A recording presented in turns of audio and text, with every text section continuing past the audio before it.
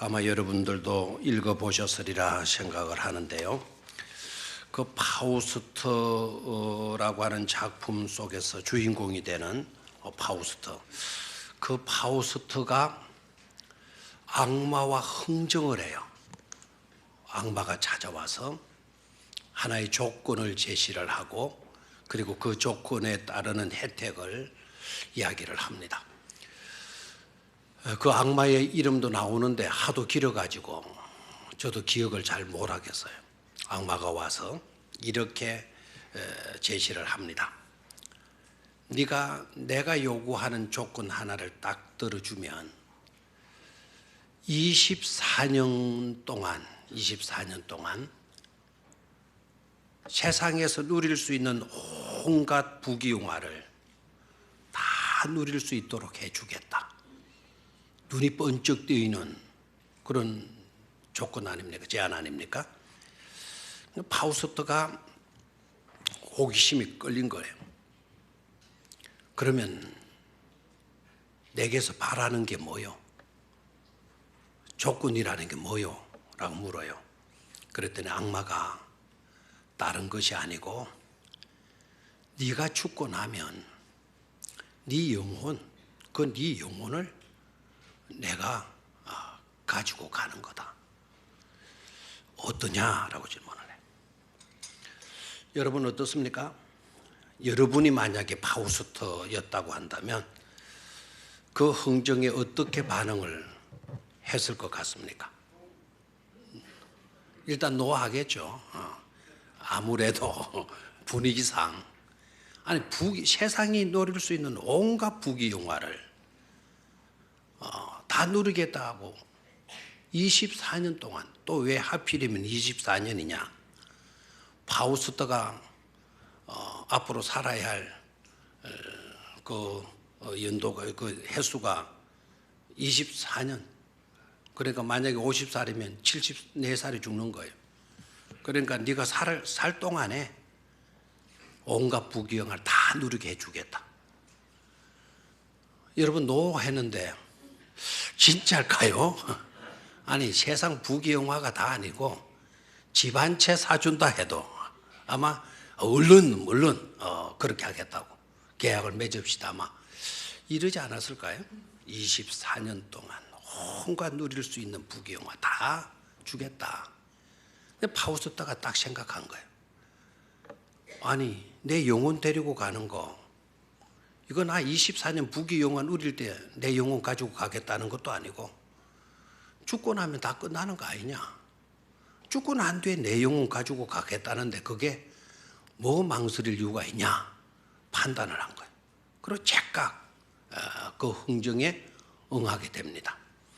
그때부터 파우스트는요 진짜 악마의 그 제시대로 24년간을 부귀영화를 누리게 돼요. 온갖 뭐 좋은 데 다 가보고 온갖 좋은 거 다 먹어보고 하고 싶은 거 다 하고 그러다가 24년이 눈 깜짝할 새 지나가고 만 거예요. 너무 그냥 부귀영화 누리다 보니까. 근데 이제 그때 악마가 찾아와요. 순간 파우스트가 당황하죠. 어떻게 왔냐? 약속대로 너에게 24년간 내가 부귀영화를 누릴 수 있도록 해 주었다. 나의 요구. 너의 영혼을 내가 가지고 가기 위해서 너를 찾아왔다. 이렇게 말을. 그러니까 파우스트가 정신이 번쩍 들었는지 발부둥을 치고 몸부림을 치고 발을 동동 구르면서 고함을 치게 돼요. 어리어리한 대저택 속에 살고 있었기 때문에 울타리도 얼마나 높았는지 몰라요. 그 저택에서 얼마나 큰 소리로 비명을 질렀던지 그 주택 너머에 멀리 떨어져 있는 동네 사람들도 파우스트의 비명을 듣게 됐다라는 거예요.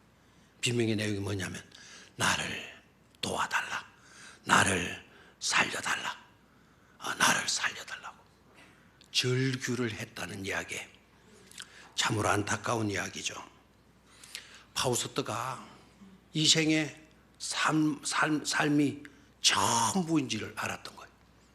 죽고 난 뒤에 펼쳐질 세계에 대해서는 너무나 경솔하게 여겼고 판단하고 행동한 것 아니겠어요? 이와는 좀 대조적인 한 인물을 우리는 오늘 본문 속에서 만나볼 수가 있겠는데, 그분은 누구인고 하니까 야곱이라고 하는 사람이에요. 이분은 참 파란만장한 삶을 살게 되죠. 바로 앞에 섰을 때 여러분이 그 왕을 상대로 하면서 첫 인사말이 왕에게 신의 은총이 함께 하시기를 이렇게 인사하지도 않아요. 처음으로 만나는 애굽 제국의 바로 왕을 만나면서 첫 번째 그의 입에서 나온 말이 뭐냐면, 나는 내 나이 130이로되 험난한 세월을 보내었노라고, 험난한 인생을 살아왔노라고 하는 그 말을 하게 돼요. 자기의 삶을 수레하면서 한 맺힌 인생을 나는 살아왔다고. 처음 만나는 왕 앞에 그런 말로 인사를 한다라는 것은 야곱의 심정이 어떠했다라는 것을 여러분 감을 잡을 수 있지 않겠습니까? 한이 된 거예요, 한이. 그런 삶을 살아왔더라도 처음 보는 사람 앞에 그런 말을 되게 하지 않지 않습니까? 그것도 왕 앞인데도 내 나이 130이로되 험난한 인생을 살았다고. 그만큼 야곱은 고난의 삶을 살아온 거죠. 그런데 성경을 보게 되면 놀라운 사실을 발견하게 돼요. 파우스트는 24년간을 부귀영화 단어래. 야곱은 130년간을 험난의 세월을 살아왔다. 그런데 성경은 이렇게 기록을 하고 있어요. 아브라함의 하나님, 이삭의 하나님, 야곱의 하나님으로. 이거 예사롭게 여러분 보면 안 됩니다. 아브라함의 하나님 이해가 돼요. 이삭의 하나님도 이해가 돼요. 그런데 야곱의 하나님, 여기에서는 우리가 좀 멈칫할 수밖에 없어요. 놀라운 것은 130년간을 험난한 인생을 살아온 그였지만은 성경 기자는 그의 생애를 믿음의 거장의 자리에 올려놓고 있더라는 거예요. 야곱은 믿음의 거장이었다고. 아브라함의 하나님, 이삭의 하나님, 야곱의 하나님. 그 대단한 믿음의 조상들의 대열에 누구를 올려놓고 있다? 야곱을 올려놓고 있는 것을 보게 됩니다. 자, 그렇다고 한다면 우리는 오늘 이 시점에서 그 비결이 뭔가? 그렇다면 그 비결이 어디에 있었는가? 그걸 생각해 보지 않을 수가 없는 것이죠. 예서나 파우스트의 삶이 아닌 장자가 된 그 야곱의 삶 속에서 우리가 찾아야 될 보석은 뭔가? 그리고 찾는다고 한다면 우리는 벤치마킹을 할 수 있어야 될 줄로 믿습니다. 자, 야곱하면 첫 번째로 우리가 생각을 해야 되는 것은 몸부림치는 인생을 산 사람이다라는 거예요. 한번 따라 하십시오. 몸부림치는 인생을 산 사람이다. 왜 몸부림치는 인생을 살게 되었나? 그 원인은 마음속의 응어리 때문에 그래요. 컴플렉스 때문에. 자기가 큰 자가 되지 못하고 먼 자가 됐다.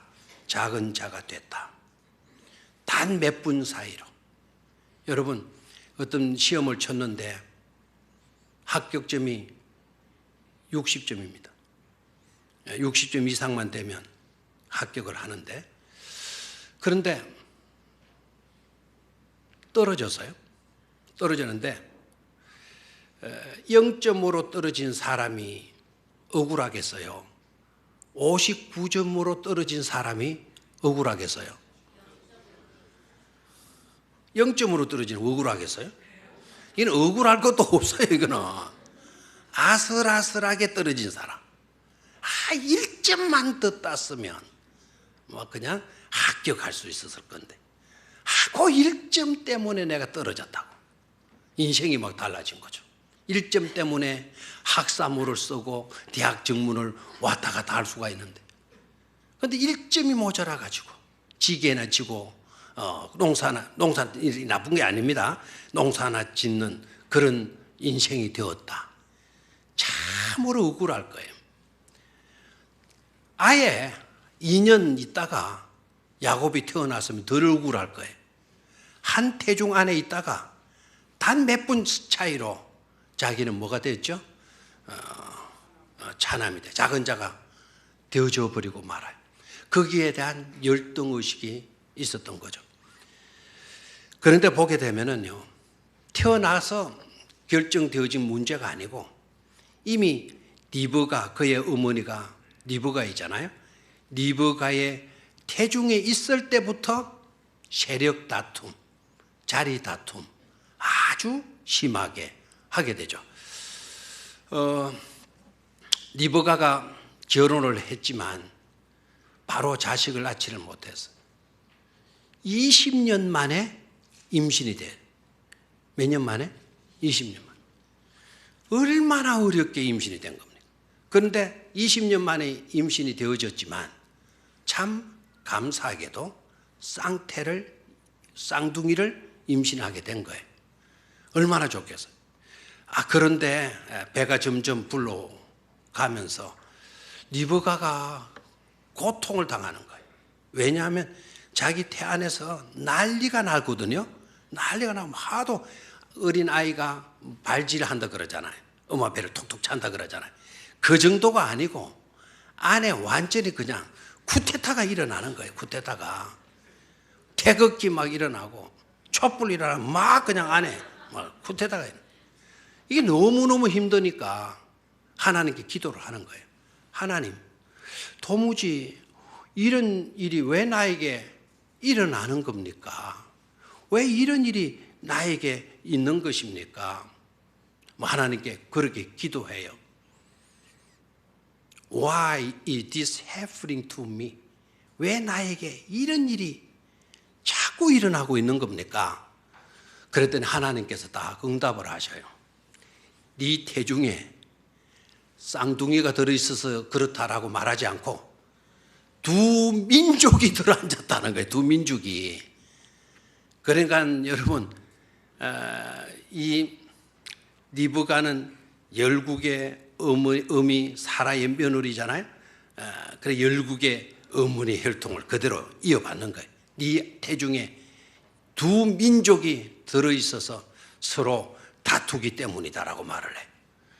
우리 성경은 다투기 위해서 그랬다 그랬는데 영어성은 저슬링이거든요. 이거는 밀치고 밀고 땡기는 거예요. 벌써 출산할 해산 때도 아닌데 그 두 놈이 안에서 뭐하고 한 겁니까? 밀고 땡겼다라는 거예요. 왜 밀고 땡기겠어? 네가 먼저 나가냐? 내가 나가야 된다. 아니다, 내가 나가야 된다. 왜 네가 나가냐? 내가 나가야 된다. 그럼 복중에서 난리들 하는 거예요. 그만큼 자리 싸움, 권세 싸움 이런 것을 하게 되죠. 거기에서 자기가 밀린 겁니다. 그러다 보니까 평생 그 열등의식이 야곱을 사로잡게 되어진 겁니다. 그러니까 수단과 방법을 가리지 않게 되죠. 팥죽 한 그릇으로 뭐를 사려고 해요? 장자권을 사려고 해요. 말이 팥죽 한 그릇 주고 장자권 사는 것으로 되어 있지만 이건 말도 안 되는 그런 흥정 아닙니까? 뿐만 아니라 비열한 짓을 서슴없이 하고 쏟고 속이는 그런 인생을 살게 되어져요. 험난한 인생, 그야말로 몸부림치는 그런 인생을 살게 되어지는 것을 보게 돼요. 자, 이 집안의 분위기를 잘 표현해 주는 유명한 그림이 있어가지고 제가 오늘 소개를 하는데, 귀스타브 도레라고 하는 사람이 그린 그림입니다. 이삭이 야곱을 축복하다라고 하는 그림인데 한번 이 그림을 좀 보도록 하겠습니다.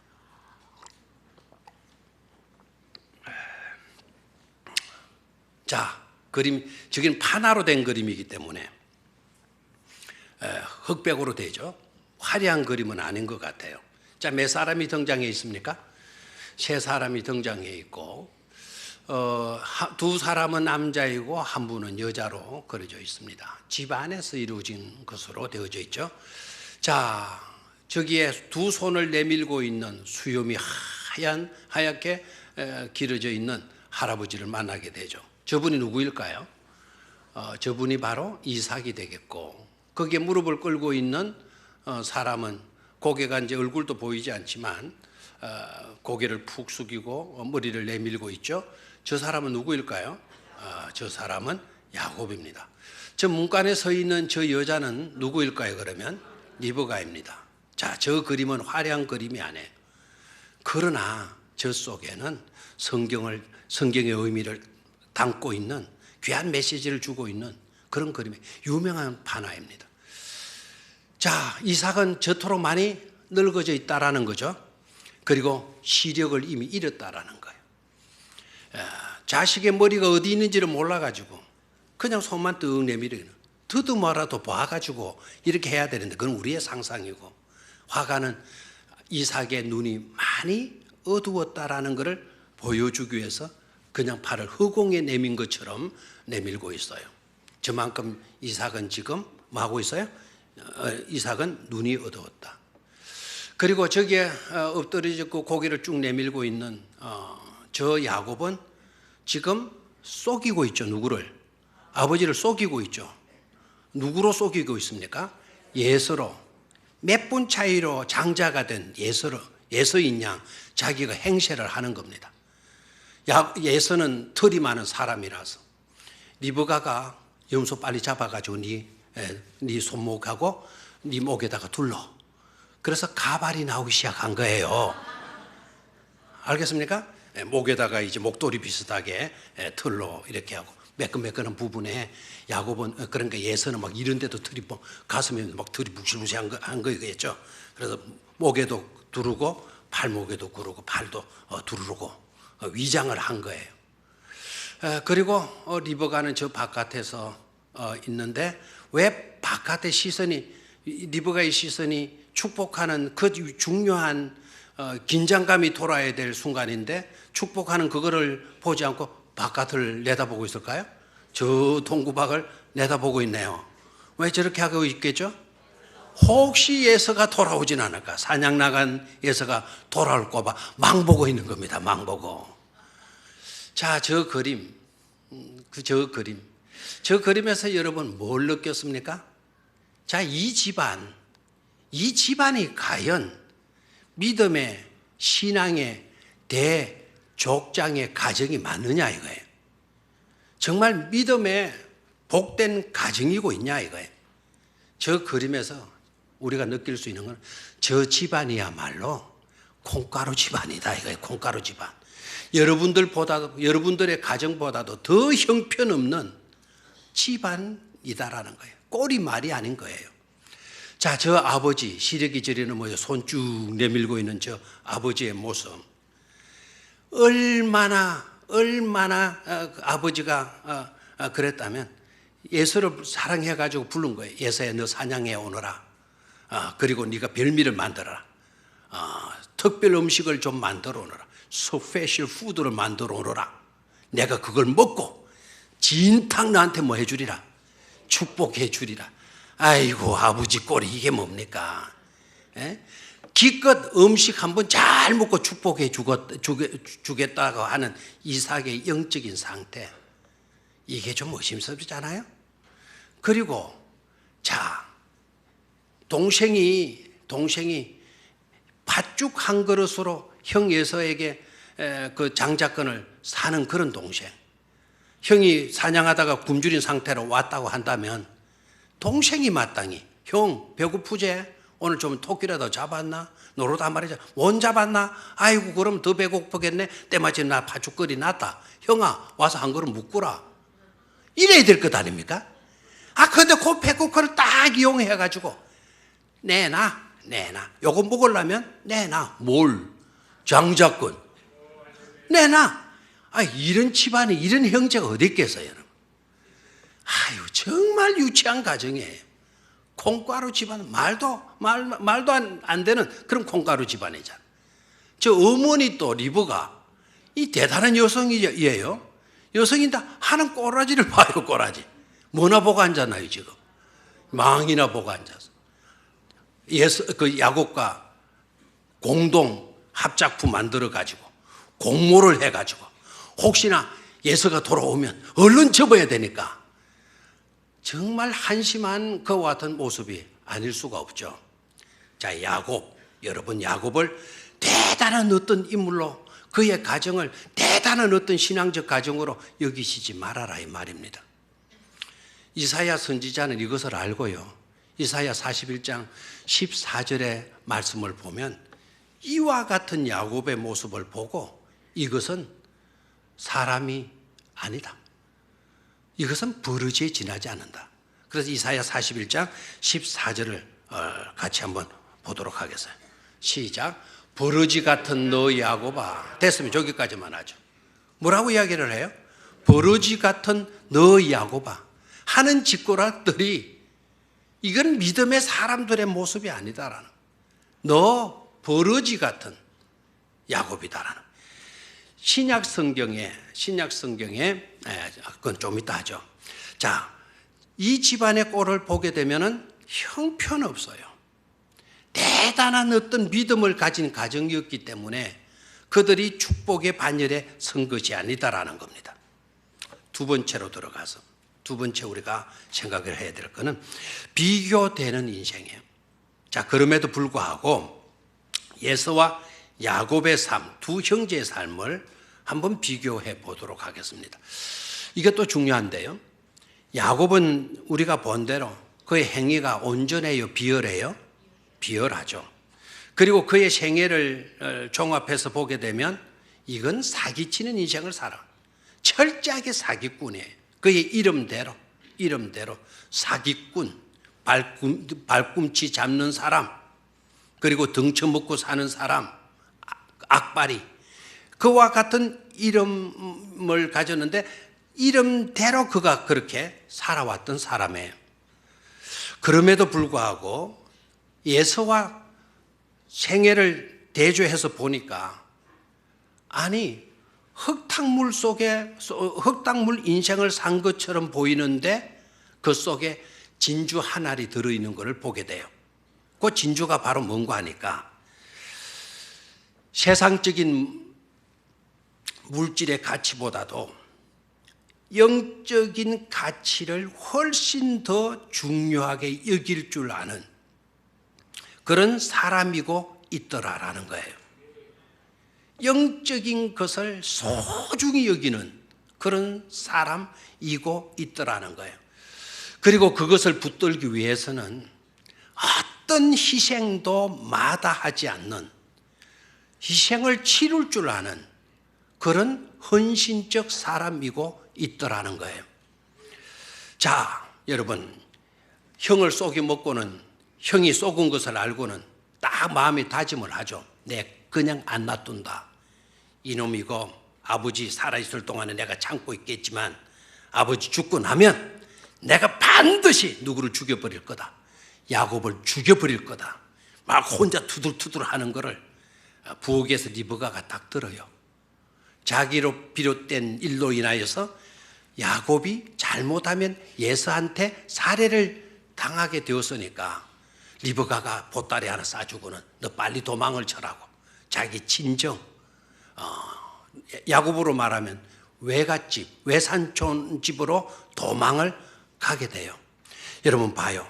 이렇게 되면 형이 장자권 하나 가지고 왔다 해서 장자권 왔다고 해서 뭐 물질이 왔거나 뭐 주택이 주어졌거나 성용차가 주어졌거나 혜택이 하나도 없는 것 아닙니까? 그러면 이거 장자권 내가 움켜쥐고 있다가 잘못하면 형한테 내가 맞아 죽겠다 싶으면 형 그거 지난번에 그거 했던 거 그거 취소해. 형이 다시 장자가 되는 거야. 나는 작은 자로 있을게. 이래야 되잖아요. 도망을 칠 지언정 장자권은 내놓지 않아요. 그리고 외삼촌 집에 가서 얼마나 많은 세월 동안 지냅니까?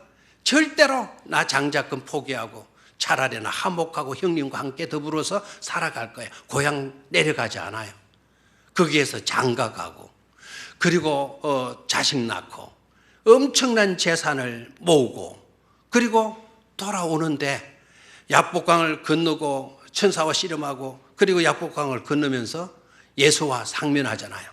예수를 부둥켜 안고 형님을 부둥켜 안고 형님 와 이리 좋은 거 모르겠다. 형님의 얼굴을 보니까 내가 누구의 얼굴을 보는 것 같다. 하나님의 얼굴을 보는 것 같다. 이렇게 또 간사한 놈이 어디 있습니까? 형님의 얼굴을 보니까 하나님의 얼굴을 보는 것 같다고. 형 너무 반갑다 반갑다. 예수가 너 잘 왔다. 너 잘 왔다. 저기에 있는 사람들은 웬 사람들이냐? 아 저건 하나님이 나에게 주신 내 자녀들이라고. 저기에 있는 소떼 양떼는 다 뭐냐고. 그건 형님 주려고 내가 다 구별해 놓은 거라고. 소떼와 양떼는 내어놓지만 장자권 돌려줘요? 절대로 장자권만큼은 돌려주지 않아요. 왜 그러냐? 장자권에 대한 가치를 누구는 알고 있었다? 야곱은 알고 있었다라는 거예요. 그리고 아버지의 축복 기도가요. 아버지의 축복 기도가 정확한 신학적 해석을 야곱이 갖고 있었던 것을 알 수가 있어요. 아버지가 축복 기도를 하게 되면 한 번으로 끝난다. 일회성이에요. 세례를 한 번만 받으면 되듯이 아버지가 축복 한 번 딱 하게 되면 더 이상 이것은 물을 수도 없고 취소될 수도 없다. 그리고 일회성. 그 다음에 절대성이에요. 절대로 그 축복대로 된다. 축복 기도한 대로 된다. 그리고 확증하는 거예요. 그것은 확실하게 그렇게 되어진다라는 그런 믿음을 누가 갖고 있었어요? 야곱이 갖고 있었어요. 그래서 돌려줄 수 있는 것이 아니다. 환불할 수 있는 것이 아니다. 무슨 말인지 알겠죠? 다시 원 상태로 돌려놓을 수 있는 성질의 것이 아니다라는 것을 야곱은 알고 있었던 거죠. 그럼 예서는 어떻습니까? 예서의 행동을 좀 보도록 하죠. 25장 32절을 보도록 하겠습니다. 25장 32절. 오늘 읽지를 안 했죠? 읽지를 안 했죠? 자, 시작.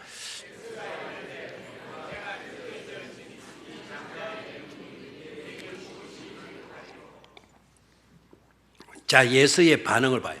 예서가 이르되 내가 죽게 되었으니 이 장자의 명분이 내게 무엇이 유익하리요?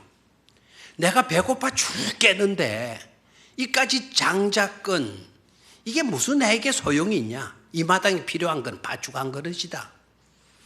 그렇게 장자의 건에 대해서 예서는 어떻게 여기고 있습니까? 너무나 가볍게 생각하고 있는 것을 느끼게 되지 않습니까?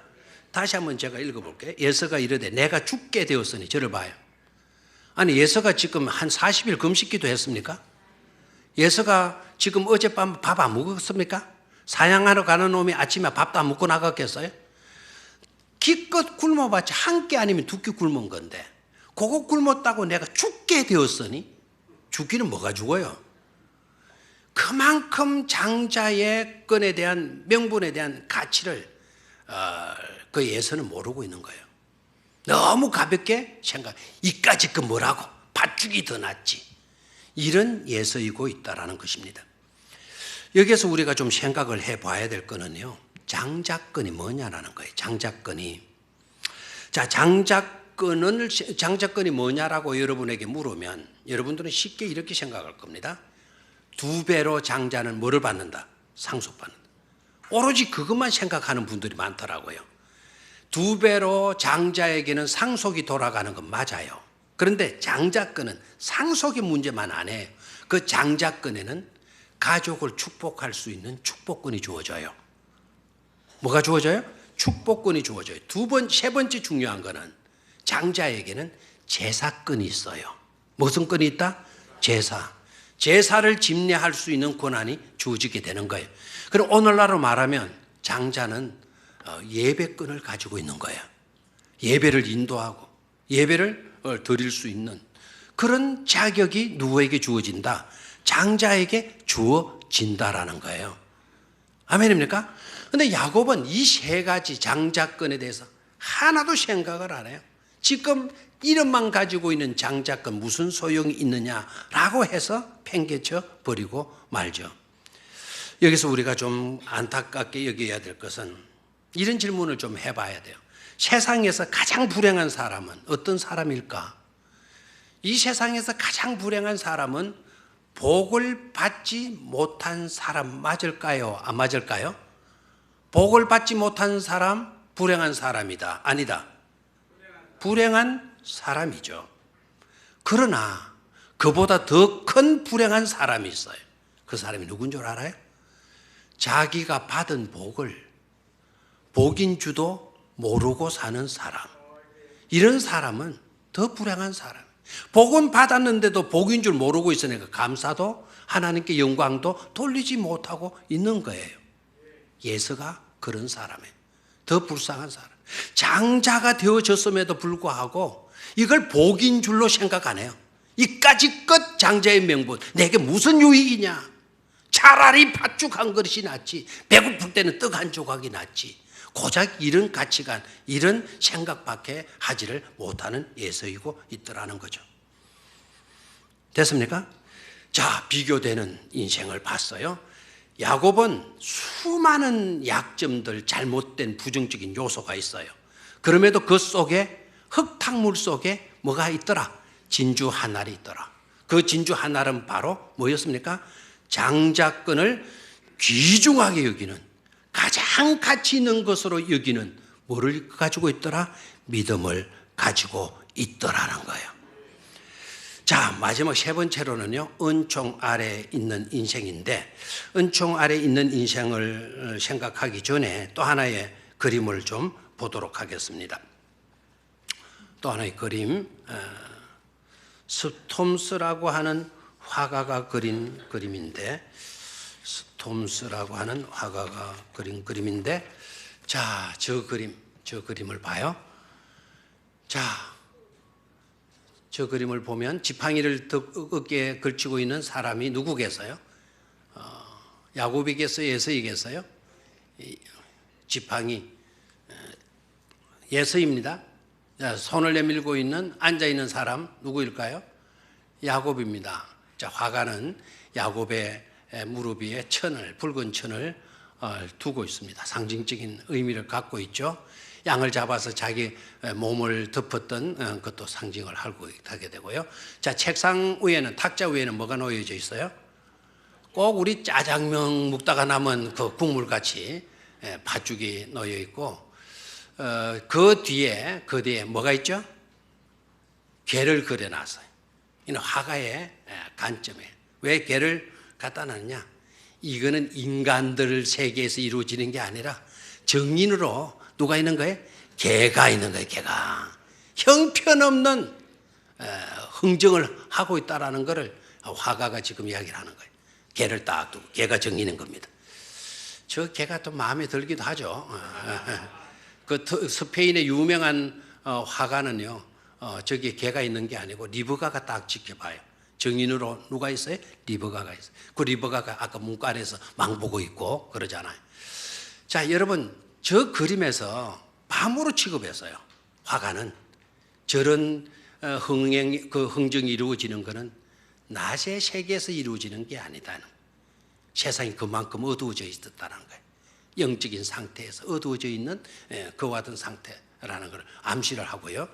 그리고 여러분 착각하지를 말아야 될 거는, 저렇게 장자권을 사고 팔고 저런 흥정, 저런 유치한 흥정을 했을 때에 예서의 나이와 야곱의 나이가 어느 정도 됐을 것 같아요? 예서의 나이와 야곱의 나이가 어느 정도 됐을 것 같아요? 제가 이러면 좀 웃어야 되는데, 예서의 나이와 야곱의 나이 똑같잖아요. 똑같잖아요. 그럼 이제 나이가 어느 정도 됐을 것 같아요? 몇 살? 놀라지 마십시오. 20살, 30살, 이해해 줍시다. 저 때의 흥정이 이루어질 때가 70살 때예요. 70살 된 노인들이 저까지 저런 유치한 흥정을 하고 있는 거예요. 참 너무 안타깝죠. 자, 세 번째로, 그럼에도 불구하고 세 번째 우리가 놓치지 말아야 될 건, 결국 우리는 어떤 인생이냐? 은혜 안에 놓여야 할 인생이다라는 거예요.